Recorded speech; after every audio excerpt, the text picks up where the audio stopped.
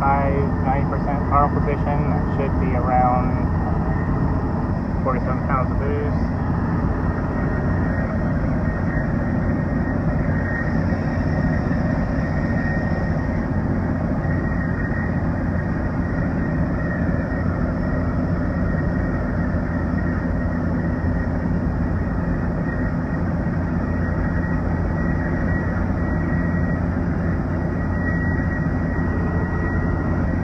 Trying to watch compressor output, so it's real awkward driving this way.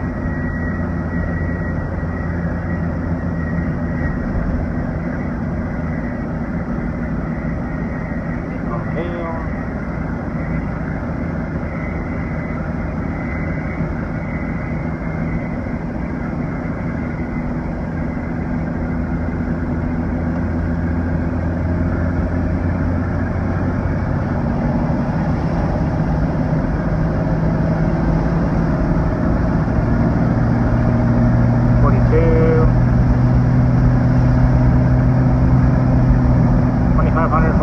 Boost, 126 into the motor and sitting at 1250 EGTs.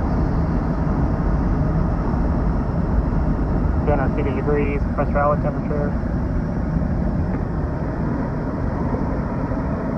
Okay, now I'll try and get a quick wrap video.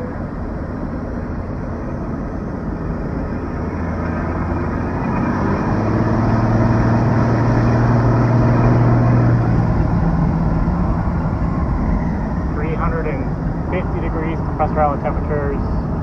I saw 50 pounds of boost, 1300 degree EGTs, but you saw how that was 1850 just flooring it.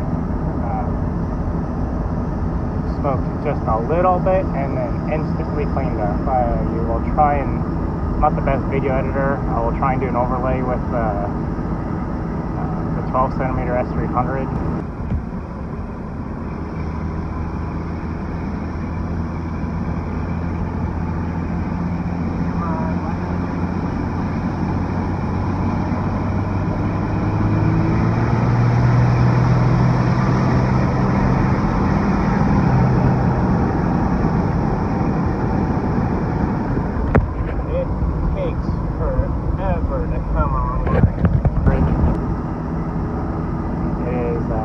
Quite the difference. We'll go over the numbers once I get parked while it's cooling down. No catastrophic failures. Thank the Lord. And the turbo's doing fantastic. See you in a few. So EGT 1362. That was that last pull because I matted it. 62 is top fuel pressure. Bottom 173 is trans temp. 132 IAT. I'll have to see if that happened during that run. Certainly got pretty warm compressor outlet temperatures. I did like it get up there and on me on everything. 51 pounds of boost. That was the second hill.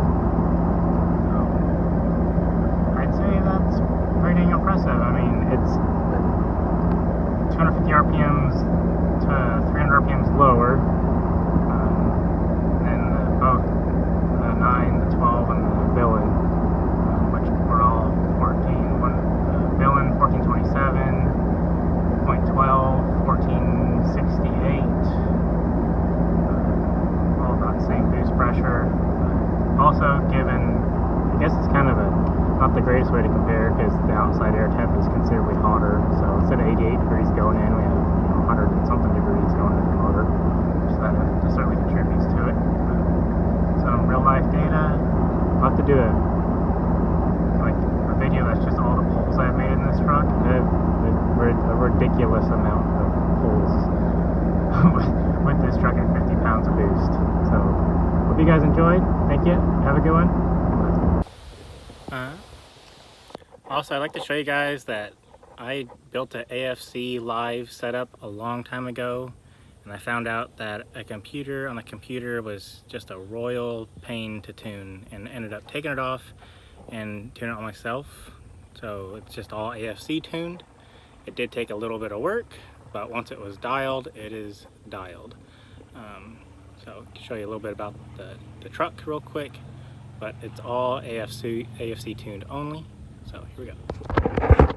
It's a mess, but it is a work truck. So this is onboard air. This is the transcoolers. This is lockup. Lockup is on its own circuit. Overdrive, the on-off switch right here. It's on its own circuit, so the PCM has no control over lockup and overdrive. It's called the half and half. It's a full manual valve body with the automatic function still intact. So if you have it in third, it'll run like an auto, except for no overdrive, no lockup unless you use the button. But you can put it at any gear at any mile an hour, and it'll hold any gear at any mile an hour, whatever you want. It has second gear lockup. It's a CTS2 with the 12-volt kit, and that's about it. It's 408,500 miles. That's a compressor outlet temperature gauge. The rest of the gauge data is all here. Come in this little hill. 5.9 liter Cummins motor. 6067.6 with the digital octane turbine wheel, 1800 or 1850. 13 pounds of boost, light throttle, 150 degree compressor outlet temperature.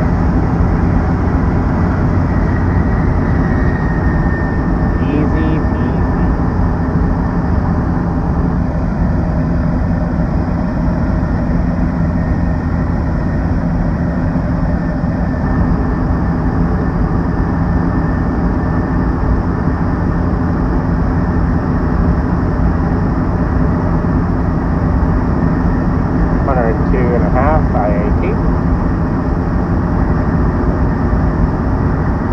Coming out, about 100, probably the same, 110 out of the turbocharger, 102 going into the motor.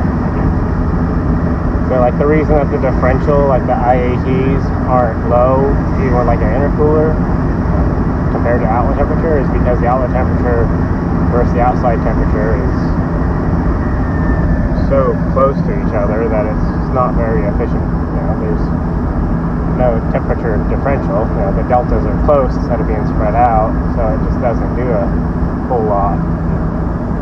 Once the delta is spread out, now it starts to shed heat like a mofo. That's why when we get up to high boost and we have, you know, 350 degree, 400 degree compressor outlet temperatures, the IATs stay down at, you know, 112. So they don't like astronomically go through the roof, even though the temperature coming out of the turbocharger is going up. The intercooler is starting to do its job a lot better.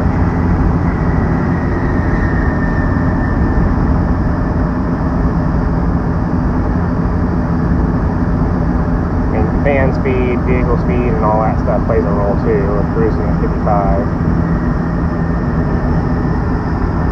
Compressor outlet temperature gauge.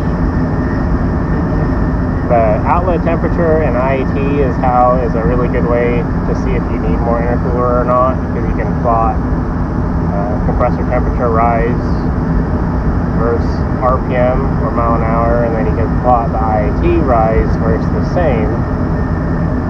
And if there's a point where your IATs start to spike, that's a good indication that the intercooler is completely heat soaked and can no longer shed the heat off. So like the reason diesel intercoolers are so big is most of the intercooler is used to shed off the heat that's already absorbed. So not so much cooling the air as cooling the intercooler itself. So you can think of that like duty cycle for the intercooler. And then the initial front side of the intercooler is where most of your cooling of the air is done. So the intercooler is absorbing the heat into itself, cooling down the air, and then the rest of the intercooler is shedding the heat off the intercooler to keep its temperature down. So that's like on with like race cars that are only operating for, you know, anywhere from 30 seconds for a sled bowling truck to, you know, 10 seconds for a drag vehicle. The intercoolers are a lot smaller. It's because the duty cycle is a lot shorter.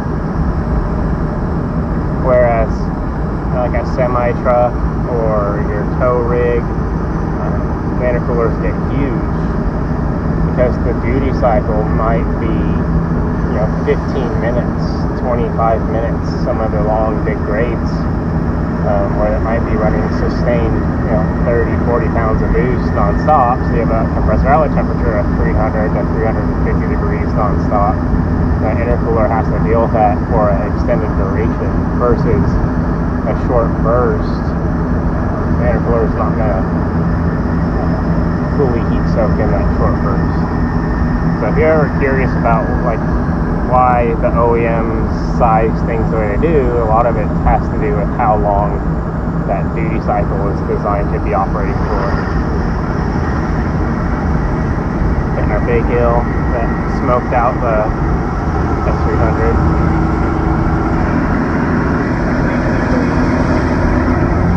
1850, 24 pounds, about 200 degrees coming out of the thing, 100 degree IAT. See how it cooled down? Actually got cooler as the boost got up, so as the compressor outlet temperatures went up, the IATs went down. It's weird to think about that it works that way, but it's how it goes. Same like you could be sitting in a stoplight and the IATs will actually go through the roof, and then as soon as you touch the pedal, IATs will instantly go down because you get fan speed and some temperature differential from the boost coming up. Here we're like 1400, running phenomenal.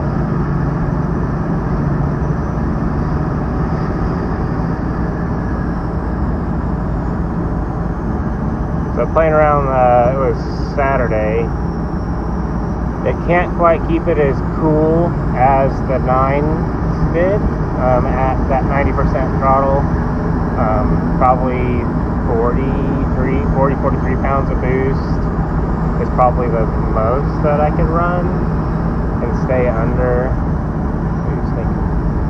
Stay under 1200. I think on that video it was 1230 or 1240 at 43 psi, doing that sustain run. That's at 2500. So the tighter housing does run hotter as it expected it to. The smaller the housing gets, the hotter it kind of runs at all times, and the bigger the housing gets, the hotter it runs in the low end at all times, and on boost it should be cooler, usually, given everything else is right. It should cool down. And that's like a base idea. This isn't how it always works. The 9 kind of throws that in its face quite a bit. But it's kind of usually what you're looking for. So yes, the PGTs get hotter with the tighter housing, but they're not out of control, so they're just fine.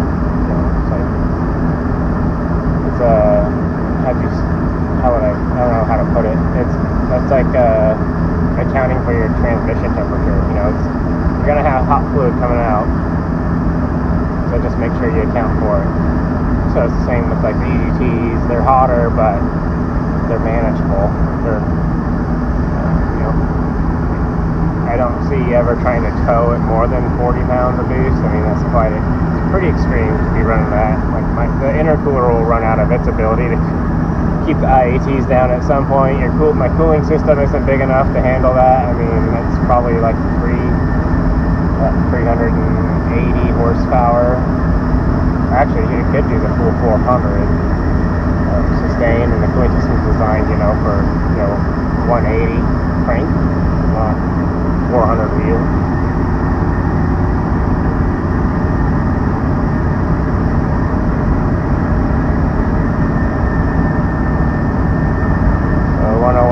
Going in. We're also going down in elevation, so that could be a contributing factor to why the IATs are coming down. Compressor outlet's staying about the same. Just cruising at 9 pounds.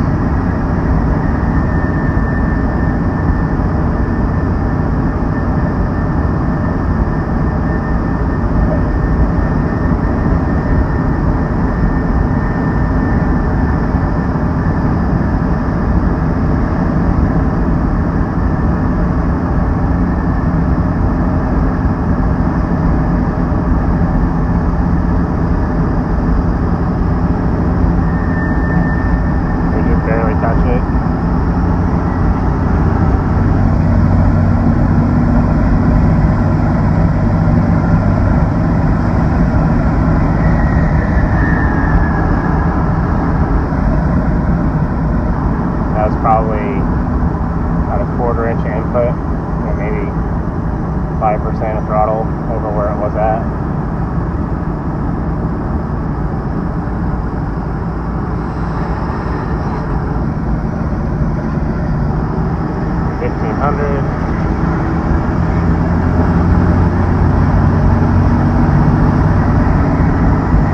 Back to 60, just like that.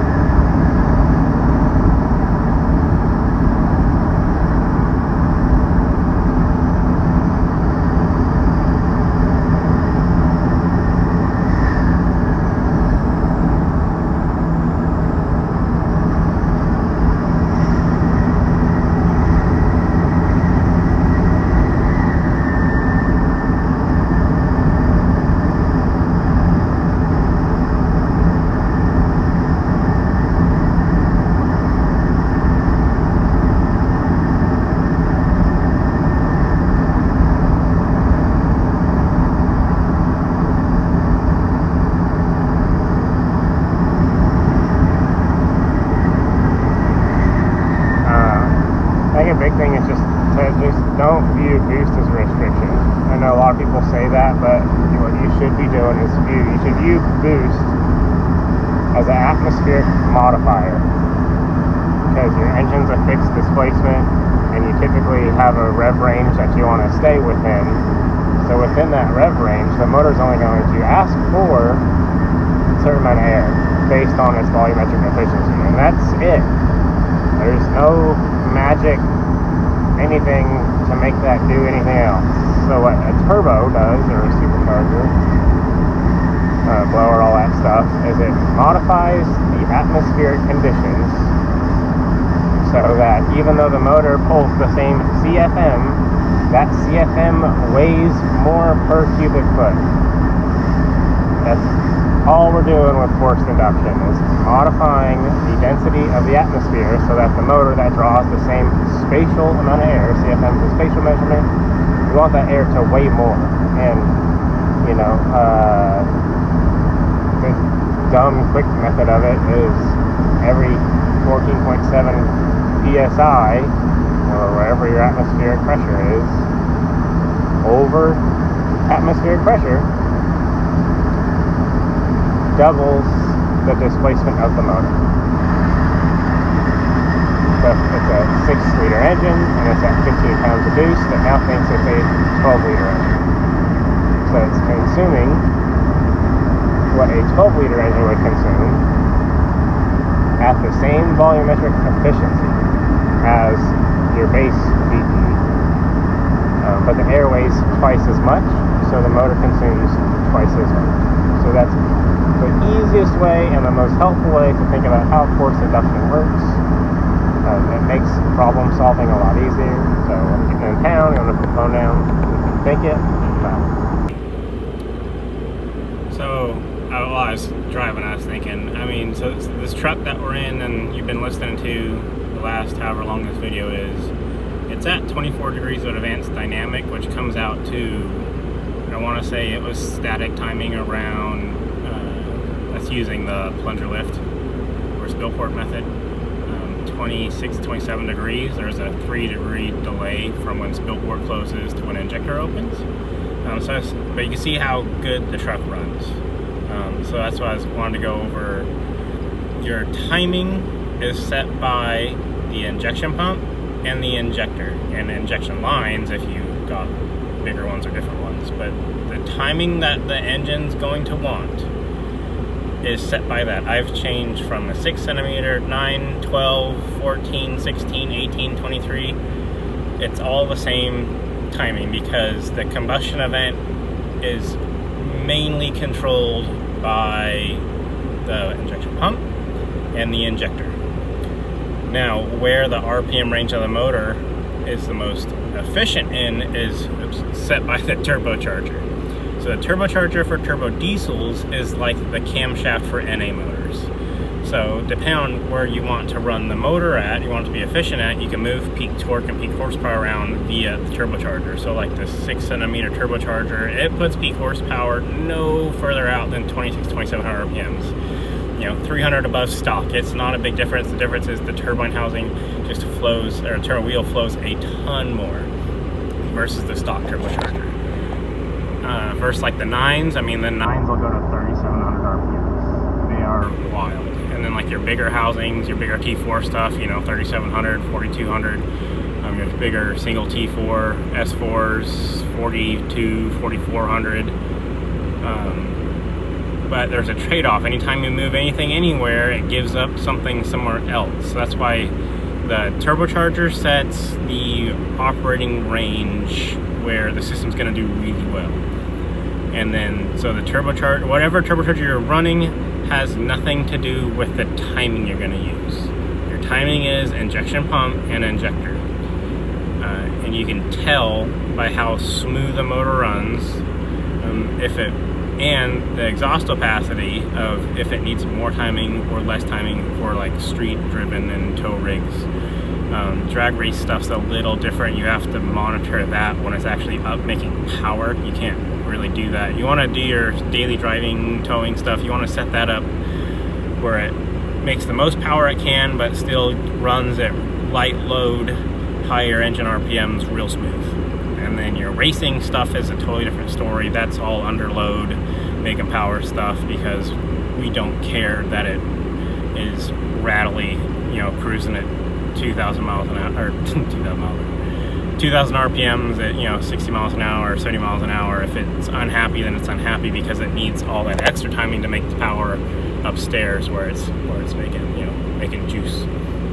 So hopefully this is helpful. I don't think there's a reason to go over the gauge for that. It's a pretty light drive, nothing too wild. EGTs, I don't think we even broke 900, making 26 pounds of boost. Maybe we did. I'll check the video. And I think that covers it all.